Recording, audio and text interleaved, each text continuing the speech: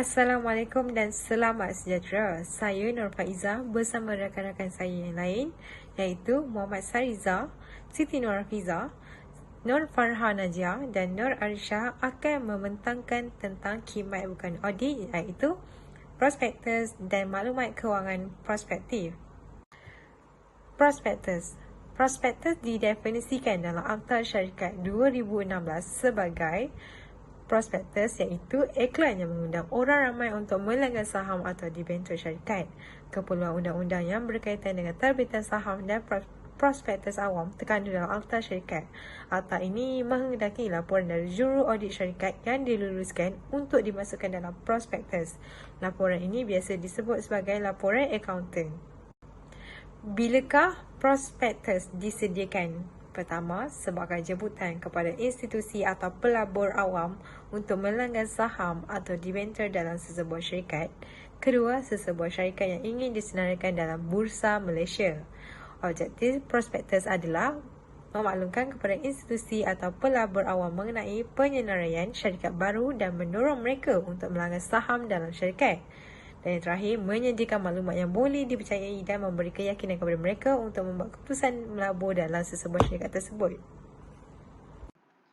Okey, untuk pengetahuan, prospektus ini adalah plan yang dikeluarkan oleh sebuah syarikat setiap kali jualan sekuriti berlaku sama ada melalui initial public offering di Bursa Malaysia ataupun private placement transaction.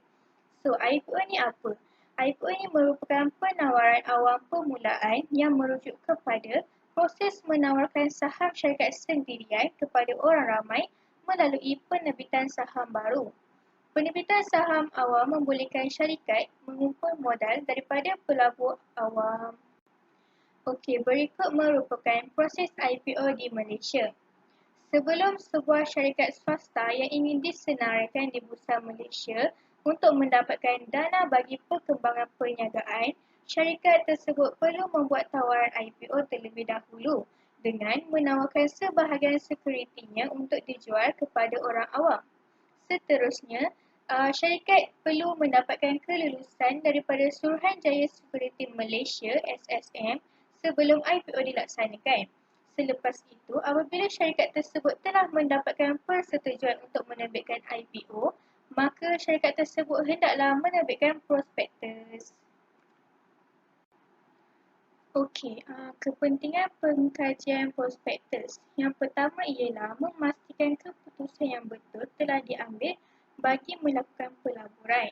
Yang kedua ialah belum ada maklumat dan panduan untuk mengkaji pergerakan harga saham disebabkan ia belum tersenarai di Bursa Malaysia lagi. Dan yang ketiga ialah mengetahui tahap selera risiko pelaburan dan matlamat adalah bersepadanat dengan syarikat. Okey, berikut merupakan senarai kandungan prospektus. Terdapat dua isi yang akan dibentangkan oleh rakan saya iaitu maklumat kewangan dan juga laporan accountant. Maklumat kewangan yang bersandarkan kepada andaian mengenai peristiwa yang mungkin berlaku pada masa depan ataupun tindakan yang akan diambil oleh syarikat pada masa depan. Ia adalah subjektif dan memerlukan pertimbangan subjektif dalam penyediaannya. Terdapat dua bentuk maklumat kewangan prospektif. Pertama, peluncuran forecast dan yang kedua, jangkaan projection. Ia digunakan sebagai alat pengurusan dalaman bagi membuat penilaian pelaburan modal dan tujuan agihan kepada pihak ketiga iaitu pelabur, pihak berkuasa, bank dan lain-lain. Dua bentuk maklumat kewangan tadi iaitu forecast peluncuran bermakna maklumat kewangan prospektif yang disediakan berdasarkan andaian mengenai peristiwa masa depan yang diharapkan oleh pihak pengurusan akan berlaku. Dan yang kedua, projection jangkaan adalah maklumat kewangan prospektif yang disusun berdasarkan andaian hipotesis mengenai peristiwa masa depan berdasarkan campuran anggaran andaian hipotesis yang terbaik. Pertama, maklumat kewangan peluncuran forecast. Maklumat kewangan prospektif yang disediakan berdasarkan kepada andaian tindakan masa depan di mana pengurusan syarikat berasa ianya berkemungkinan akan berlaku. merupakan andaian anggaran terbaik. Best estimate assumption, contohnya, sesebuah syarikat membuat pelunjuran mengenai jualan sesuatu produk, maka syarikat tersebut juga perlu membuat pelunjuran mengenai harga pasaran dan kuantiti produk yang akan dikeluarkan berdasarkan kepada maklumat sedia ada dengan membuat andaian anggaran terbaik.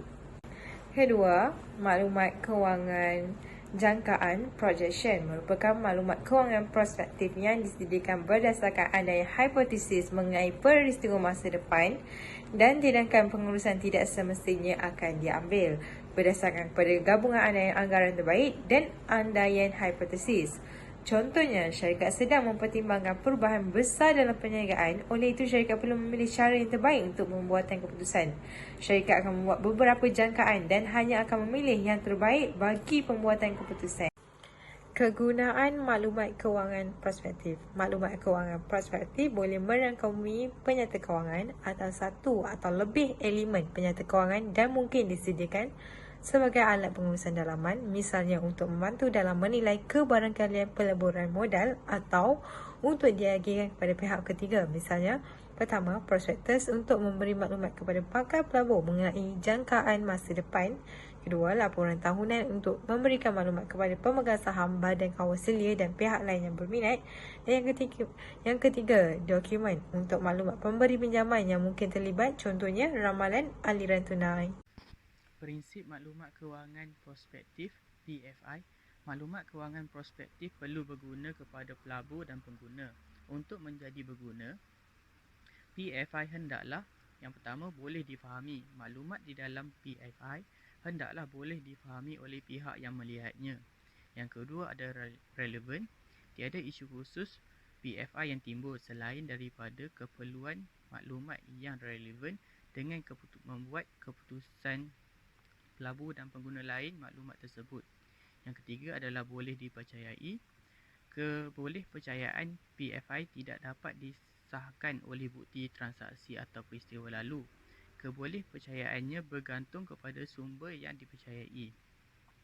Yang terakhir adalah kebolehbandingan.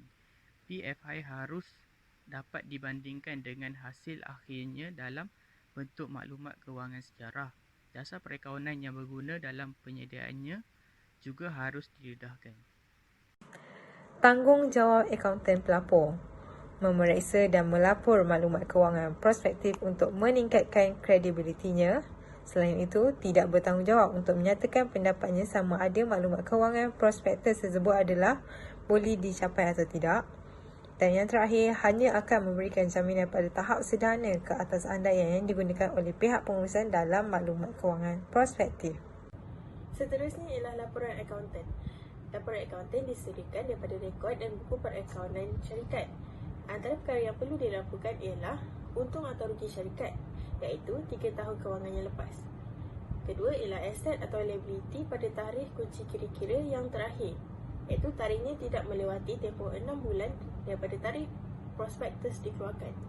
Yang ketiga ialah kadar dividen yang diisytiharkan setiap tahun, iaitu 3 tahun kewangan yang lepas dalam setiap kelas saham yang berbayar. Laporan akaunten meliputi yang pertama, maklumat umum tentang syarikat seperti latar belakang syarikat, saham modal, skim persetujuan semula dan anak syarikat.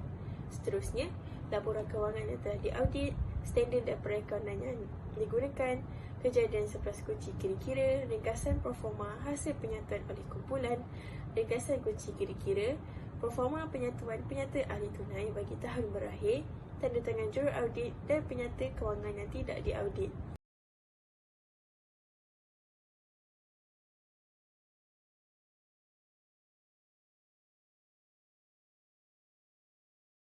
Seterusnya ialah perbandingan antara laporan akaunten di Malaysia dan di UK.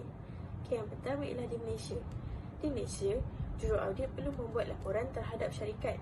Laporan ini dinamakan Accountants Report.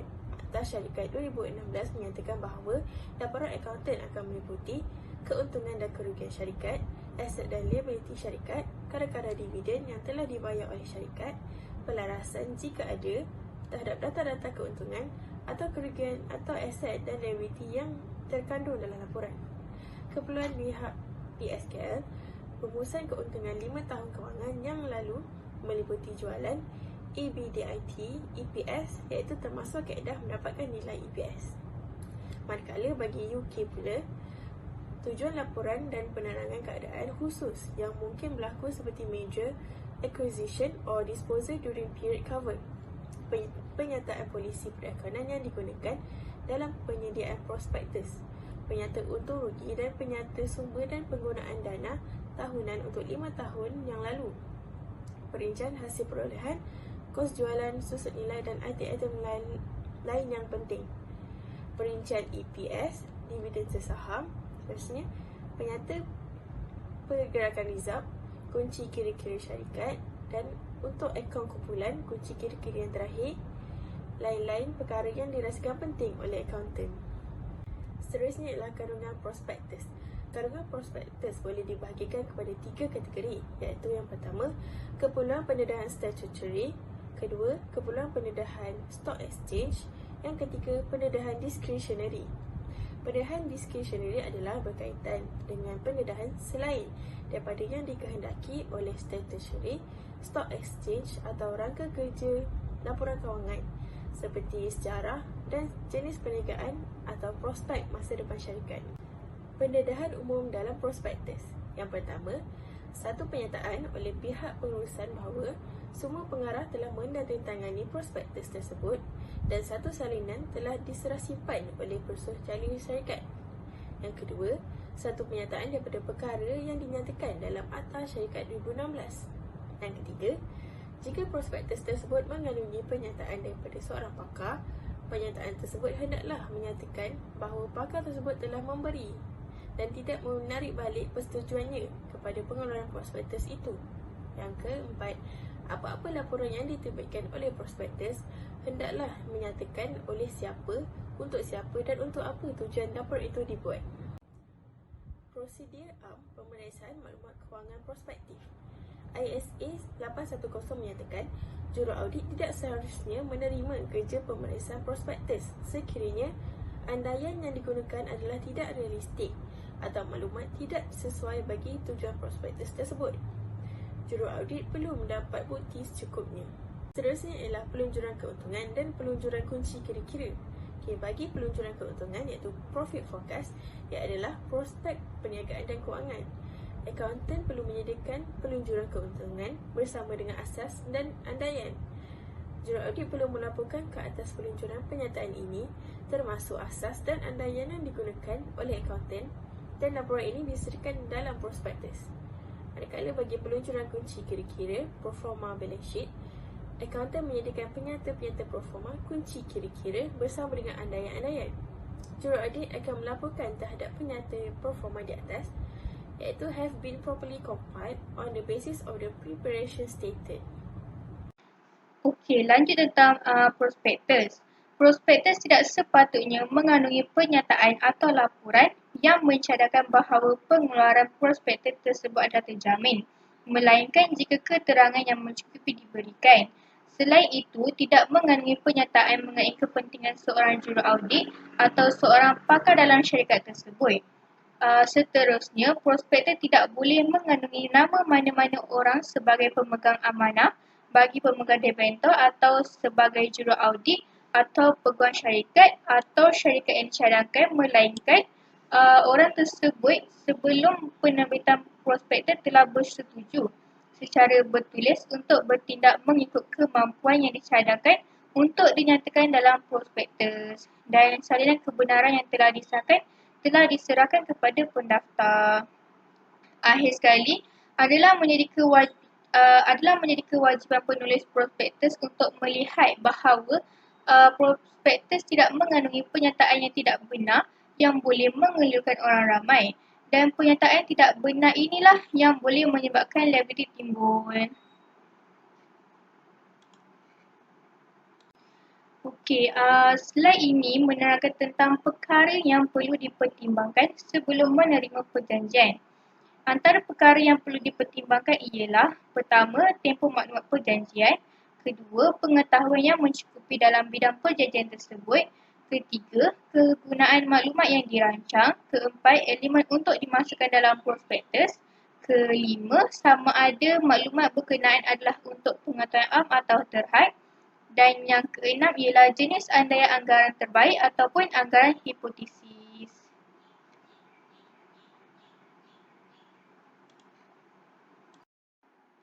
Okey, slide ini akan membentangkan tentang pengetahuan tentang perniagaan pelanggan.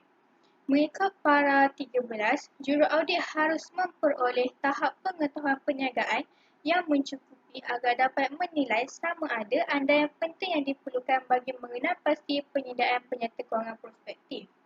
Juruaudit perlu memahami proses yang dilakukan oleh entiti dalam menyediakan maklumat kewangan prospektif dengan mempertimbangkan beberapa perkara berikut. Yang pertama ialah kawalan dalaman sistem yang digunakan dan kepakaran serta pengalaman pihak yang menyediakan maklumat kewangan prospektif. Yang kedua ialah asas dokumentasi yang disediakan untuk menyokong andaian entiti. Yang ketiga ialah teknik bantuan komputer, statistik dan matematik yang digunakan. Yang keempat ialah kaedah yang digunakan untuk membangunkan dan mengaplikasikan andaian. Dan yang kelima ialah ketepatan maklumat kewangan prospektif yang telah disediakan pada tempoh lepas dan mengenal pasti sebab perbezaannya. Mengikut para 14, juruaudit perlu mempertimbangkan sejauh mana kebergantungan terhadap maklumat kewangan sejarah entiti yang dibenarkan. Juruaudit memerlukan pengetahuan mengenai maklumat kewangan sejarah entiti untuk menilai sama ada maklumat kewangan prospektif telah disediakan pada asas yang konsisten dengan maklumat entiti sejarah ataupun sebaliknya. Maklumat kewangan prospektif tersebut dapat memberikan satu ukuran sejarah bagi mempertimbangkan andaian pihak pengurusan berkenaan. Mengikut para 15, sekiranya laporan audit bagi maklumat kewangan sejarah sebelumnya memberikan status selain daripada unmodified atau jika entiti berada pada fasa permulaan, juruaudit dikehendaki untuk mempertimbangkan fakta sekeliling dan kesan daripada pemeriksaan kewangan prospektif yang disediakan. Seterusnya saya akan menerangkan tentang liability bagi penyataan yang tidak benar. Sebaik mendaftar dengan Security Commission SE dan Suruhanjaya Syarikat Malaysia SSM, prospektus tersebut menjadi dokumen yang umum. Oleh itu, pengarah syarikat serta mereka yang terlibat dalam penyediaan akan bertanggungjawab sepenuhnya, termasuk ketinggalan sebarang fakta yang material. Pengguna juga akan mempunyai hak untuk mendakwa. Seterusnya, perancangan, kawalan dan dokumentasi. Kawalan dan dokumentasi bagi kerja yang dilakukan terutamanya melibatkan penyeliaan kaki tangan audit dan menyemak semula kerja mereka. Akaunten pelaporan perlu merancang dan mendokumentasi prosedur dijalankan, antaranya menjalankan audit terhadap mana-mana penyata kewangan interim untuk membentuk asas bagi menentukan anggaran terbaik bagi pihak pengurusan, menyemak mana-mana ramalan keuntungan dan pelunjuran, menyediakan laporan akaunten dalam bentuk panjang dan menyediakan laporan dalam bentuk pendek untuk memasukkan prospektus dan perkeliling, mendokumentasikan kehadiran mesyuarat. Seterusnya, jangka masa untuk penyediaan dan penerbitan prospektus dan tempoh akhir perlu dicapai. Membuat rancangan bagi akaunten pelaporan untuk berkomunikasi dengan juruaudit syarikat jika akaunten pelaporan bukan juruaudit syarikat atau penasihat profesional atau pakar lain. Jika ada dua akaunten pelaporan dilantik oleh syarikat, kerja detail yang terlibat perlu mendapatkan persetujuan untuk kedua-dua pihak pada peringkat perancangan. Prosedur pemeriksaan maklumat kewangan prospektif. Dalam menentukan sifat maklumat kewangan prospektif, akaunten pelaporan perlu menentukan sifatnya terlebih dahulu, seperti masa dan tahap prosedur pemeriksaan dan pertimbangan juruaudit seperti kemungkinan salah nyata yang bakal terjadi, pengetahuan yang diperoleh berdasarkan pengalaman sebelum ini, kecekapan pengurusan dalam penyediaan maklumat kewangan prospektif, sejauh mana maklumat kewangan prospektif yang akan dipengaruhi oleh keputusan pengurusan, dan akhir sekali, data mestilah cukup dan boleh dipercayai untuk digunakan. Tata cara audit, tata cara penyokongan. Yang pertama, ujian-ujian tata cara penyokongan yang dijalankan. Ada 3. Yang pertama, prosedur analytical, iaitu ujian-ujian yang dibuat secara perbandingan, iaitu amaun sebenar dengan amaun jangkaan. Tahun lepas dengan tahun semasa, di mana juru audit ingin melihat perhubungan antara maklumat-maklumat itu logik atau tidak. Yang kedua, menyemak rekod dokumen untuk melihat PFI konsisten atau tidak dengan maklumat lepas. Dan yang terakhir, bertanya kepada pihak pengurusan. Untuk yang tata cara yang kedua adalah prosedur analytical ke atas maklumat kewangan prospektif. Ada beberapa step. Yang pertama, apabila menentukan sifat, masa dan tahap ujian, juru audit perlu mengambil kira beberapa perkara, iaitu kemungkinan salah nyata yang ketara, pengetahuan yang diperolehi semasa urusan sebelumnya yang berlaku dalam maklumat kewangan, iaitu semak rekod dokumen sebelumnya supaya mengelakkan kesilapan berlaku. Seterusnya, kecekapan pengurusan mengenai penyediaan maklumat kewangan prospektif, sejauh mana maklumat kewangan yang bakal dipengaruhi oleh pertimbangan pengurusan, dan kecukupan dan kebolehpercayaan data asas. Prosedur seterusnya untuk prosedur analytical adalah yang kedua, juru audit perlu menilai sumber dan kebolehpercayaan bukti yang menyokong andaian, iaitu best estimate assumption. Ketiga, mendapatkan bukti daripada sumber-sumber dalaman dan luaran. Bukti dalaman lebih boleh dipercayai sekiranya kawalan dalaman yang berkaitan adalah memuaskan. Seterusnya, juru audit memastikan keseragaman dalaman, iaitu menentukan jumlah yang berdasarkan pemboleh ubah seperti kadar faedah. Sentiasa memastikan kadar faedah pasaran dengan kadar faedah dalaman adalah konsisten. Seterusnya, juru audit menilai antara hubungan dengan komponen lain dalam penyata kewangan. Apabila mengambil kira andaian, juru audit hendaklah mempertimbangkan implikasi besar daripada andaian tersebut. Juru audit juga perlu memastikan andaian adalah selaras dengan tujuan maklumat kewangan prospektif. Juru audit juga perlu memastikan bahawa tidak ada sebab untuk percaya bahawa mereka adalah jelas tidak realistik. Seterusnya, juru audit memastikan ketekalan dalaman dalam penentuan jumlah yang berdasarkan pemboleh ubah. Dengan ini, tahap keyakinan terhadap penyata kewangan yang disediakan dapat dikekalkan. Dan juru audit juga perlulah memastikan andaian adalah selaras dengan tujuan maklumat kewangan prospektif. Setelah itu, dengan ini, semua maklumat kewangan boleh disediakan dengan tepat dan berkesan. Pembentangan dan pendedahan. Pendedahan untuk maklumat kewangan prospektif perlu mempertimbangkan sama ada pembentangan maklumat kewangan prospektif tidak mengelirukan. Semua andaian perlulah didedahkan secara berasingan dan dikenal pasti dengan jelas. Andaian yang signifikan tertakluk pada tahap kepastian yang tinggi dan perlu dinyatakan kerana ia memberi kesan pada maklumat kewangan prospektif. Seterusnya, dasar perakaunan telah jelas dinyatakan dalam nota maklumat kewangan prospektif. Pendedahan sepenuhnya terhadap polisi perakaunan penting untuk mendedahkan segala urusan dan peristiwa yang akan mempengaruhi maklumat kewangan prospektif. Andaian didedahkan dengan mencukupi. Didedahkan dengan jelas sama ada andaian mewakili best estimate assumption, ramalan, atau hypothetical assumption, unjuran. Ia perlu menjelaskan andaian tersebut yang telah dipilih oleh pihak pengurusan. Perbezaan antara ramalan dan unjuran menekankan bahawa ramalan didasari pada amalan yang dikenali oleh badan pengelola secara munasabah yang dijangka berlaku, manakala unjuran merupakan satu atau lebih hipotesis yang merupakan andaian yang realistik dan perlu dijelaskan dalam setiap maklumat kewangan prospektif yang akan disampaikan. Seterusnya adalah tarikh berdasarkan maklumat kewangan prospektif yang disediakan. Ia memberi amaran kepada pengguna bahawa peristiwa yang akan berlaku boleh mempengaruhi kebergunaan maklumat yang akan disampaikan. Seterusnya, asas yang dipilih mesti dinyatakan dengan jelas dalam keputusan yang ditunjukkan dalam penyata kewangan prospektif. Ia perlu dinyatakan dengan jelas berdasarkan andaian-andaian yang telah dibuat di dalam penyata kewangan prospektif. Akhir sekali, keperluan spesifik dalam mana undang-undang, peraturan dan piawaian profesional. Maklumat dalam penyata kewangan prospektif perlulah disediakan berdasarkan polisi perakaunan dan perakaunan yang sesuai. apa-apa perubahan dalam polisi perakaunan di mana penyata kewangan tahun lepas telah didedahkan, setiap perubahan perlu didedahkan dengan jelas termasuk sebab perubahan dan kesan ke atas maklumat kewangan prospektif. Pelarasan terhadap maklumat kewangan yang dilaporkan. Pelarasan maklumat kewangan pada tahap yang minima. Pelarasan dilakukan pada jumlah yang material.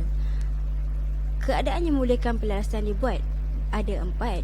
Pertama, untuk menepati asas dan polisi perakaunan. Kedua, jika terdapat perubahan dalam struktur kumpulan dalam tempoh pelaporan. Yang ketiga, penilaian aset menyebabkan perubahan dalam susut nilai. Dan yang terakhir, jika laporan juruaudit adalah laporan audit bersyarat, maka laporan tersebut boleh melakukan pelarasan supaya maklumat kewangan dalam laporan itu benar dan saksama. Pendapat audit.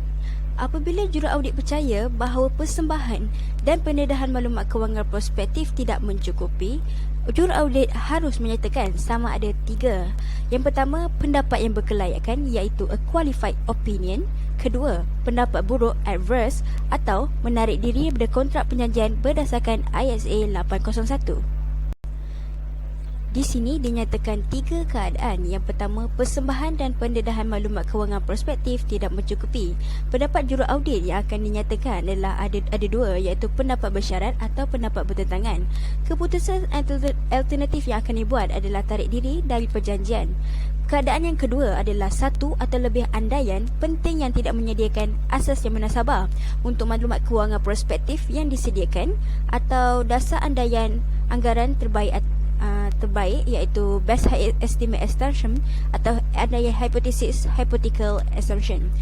Pendapat juruaudit akan diberikan adalah pendapat bertentangan dan alternatif yang akan dibuat adalah tarik diri dari perjanjian. Keadaan yang ketiga adalah pemeriksaan dipengaruhi oleh keadaan yang menghalang pemakaian satu atau lebih tata cara yang dianggap perlu dalam keadaan tertentu. Pendapat penafian akan diberikan oleh juruaudit dan menerangkan skop yang terhad dalam laporan. Alternatif terbaik yang akan dilakukan adalah tarik diri dari perjanjian. Juruaudit atau pendapat akauntan laporan itu hendaklah menyatakan bahawa pertama, sama ada berdasarkan pemeriksaan bukti yang menyokong andaian apa-apa yang telah datang kepada perhatian juruaudit yang menyebabkan juruaudit untuk mempercayai bahawa andaian tidak memberikan asas yang munasabah untuk mendapatkan maklumat kewangan prospektif. Yang kedua, menyatakan pendapat mengenai maklumat kewangan prospektif disediakan dengan betul atas dasar andaian dan dibentangkan mengikut rangka kerja pelaporan kewangan yang berkaitan. Dan yang terakhir sekali, menyatakan keputusan sebenar mungkin berbeza daripada maklumat kewangan prospektif. Maklumat kewangan prospektif telah disediakan dengan menggunakan satu set andaian yang termasuk hypothetical assumption mengenai peristiwa masa depan dan tindakan pengurusan yang tidak semestinya dijangka akan berlaku. Seterusnya, ini merupakan kajian kes bagi prospektus. Kes The Royal Mail adalah kes jenayah Inggeris yang terkenal pada tahun 1931.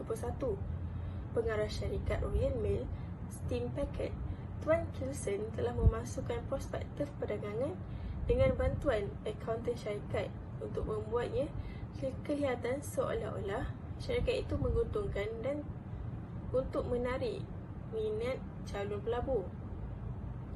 Berikutan audit bebas yang dihasut oleh pembendaharaan H.M. Kilson dan John Molan, juruaudit syarikat, ditangkap dan didakwa memalsukan prospektus perdagangan dan rekod serta akaun syarikat. Walaupun mereka dibebaskan dari pemalsuan rekod dan akaun, Kilson didapati bersalah memalsukan prospektus perdagangan dan dijatuhi hukuman 12 bulan penjara. Syarikat berkenaan ketika itu dicairkan dan disusun semula sebagai The Royal Mail Line Ltd dengan sokongan kerajaan Inggeris. Kesan langsung kes tersebut menimbulkan perubahan besar dalam cara syarikat besar diaudit.